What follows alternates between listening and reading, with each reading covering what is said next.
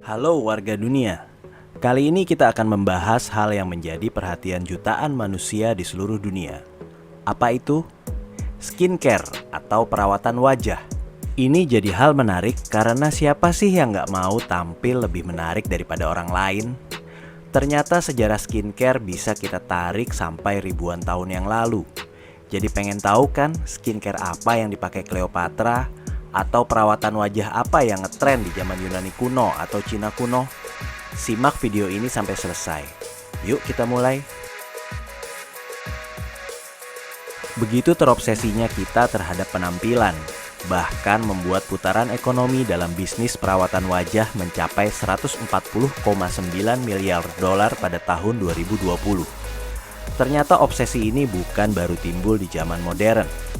Jauh dari masa yang lalu, manusia sudah menemukan bagaimana cara merawat wajah untuk membuat tampilan diri menjadi lebih menarik.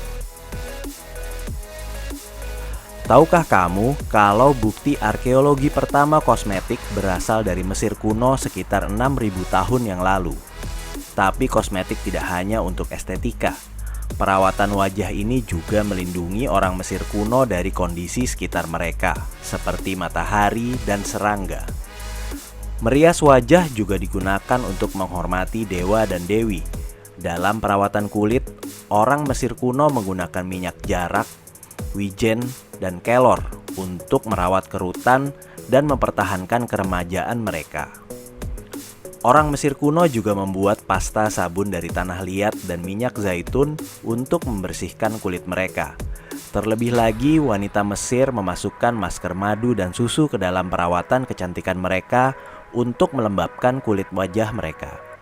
Dan juga mereka mandi susu dan menggunakan garam laut mati untuk mengelupas, meremajakan, dan menyembuhkan kulit mereka yang bermasalah.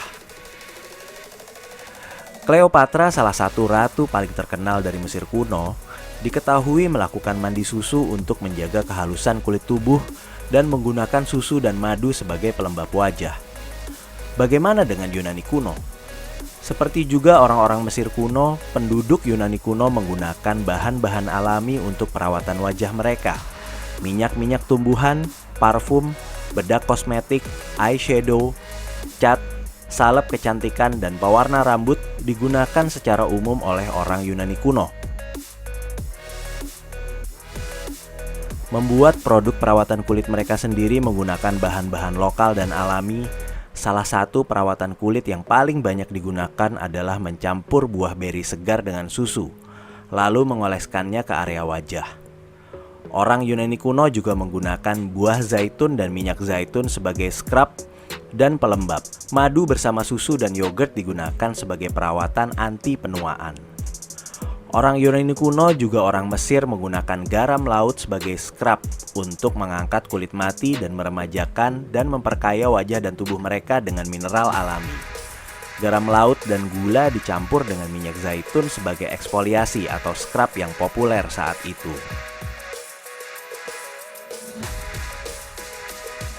Sekarang kita beralih ke Cina.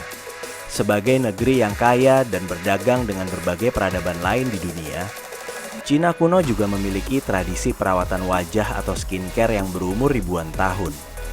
Perawatan kulit pertama yang tercatat dimulai pada tahun 1760 sebelum Masehi, selama dinasti Shang berkuasa. Mereka menganggap tampilan pucat alami adalah tampilan yang sangat bagus pada saat itu, dan menggunakan bedak wajah yang terbuat dari timbal dan pencerah kulit yang terbuat dari jamur songyi untuk mendapatkan tampilan putih atau pucat yang diinginkan.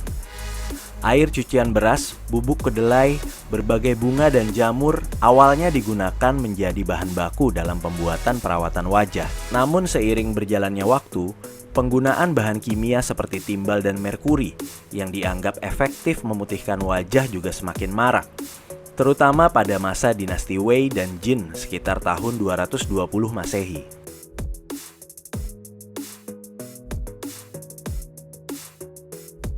Dari ketiga kebudayaan kuno ini, ada satu kesamaan yang bisa kita lihat. Di masa itu, skincare adalah sebuah privilege dan hanya dilakukan oleh kelompok bangsawan atau orang kaya saja. Karena meskipun bahannya mungkin dapat dikumpulkan dengan mudah, Tetapi prosesnya yang rumit tidak mudah dilakukan oleh masyarakat biasa. Bahkan hingga abad pertengahan dan menjelang revolusi industri, perawatan tubuh dan wajah hanya bisa dinikmati oleh kelompok tertentu dalam masyarakat. Lalu kapan perawatan wajah menyebar ke seluruh lapisan masyarakat? Untuk itu, ayo kita jalan-jalan ke Eropa abad ke-19. Akhir abad ke-18 hingga awal abad ke-19 terjadi satu perubahan yang mengubah kehidupan manusia. Kejadian itu adalah revolusi industri. Ditemukannya mesin-mesin kerja, perbaikan kualitas hidup, peningkatan produksi, dan kerja yang menjadi semakin efisien membuat kehidupan manusia bergeser dari awalnya bersifat agraris menjadi industrial. Hal ini juga berpengaruh ke skincare loh. Perawatan wajah yang awalnya hanya mampu dinikmati oleh kelompok masyarakat kelas atas, akhirnya bisa mulai dinikmati seluruh lapisan masyarakat.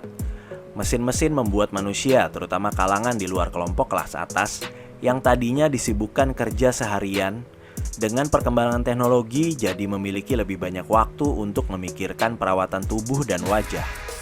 Perkembangan teknologi dan industri juga membuat produk-produk perawatan wajah dan tubuh semakin terjangkau dan tersebar luas. Sebagai contoh, jika di era sebelumnya untuk melembabkan kulit, Cleopatra perlu berendam dengan susu yang dicampur madu, perkembangan teknologi membuat manfaat yang sama bisa diperoleh dengan mengoleskan krim pelembab. Kemajuan teknologi membuat skincare menjadi lebih mudah dan murah sehingga bisa dijangkau seluruh lapisan masyarakat. Era modern ditandai dengan semakin meningkatnya kebutuhan akan bahan alami. Jika di era sebelumnya perawatan wajah banyak menggunakan bahan kimia, kesadaran akan kesehatan dan peningkatan pengetahuan masyarakat, ditambah lagi dengan munculnya internet yang memudahkan akses informasi membuat tuntutan konsumen termasuk konsumen produk kecantikan semakin mendorong industri ke arah produk yang tidak saja aman, tapi juga bersahabat dengan lingkungan. Nah, itu tadi sedikit cerita tentang skincare atau perawatan wajah. Semoga bermanfaat ya. Kalau kamu punya ide, kira-kira apa yang perlu kita bahas? Jangan lupa tulis di komentar. Semoga bermanfaat. Nantikan video lain di channel Tentang Dunia. Salam.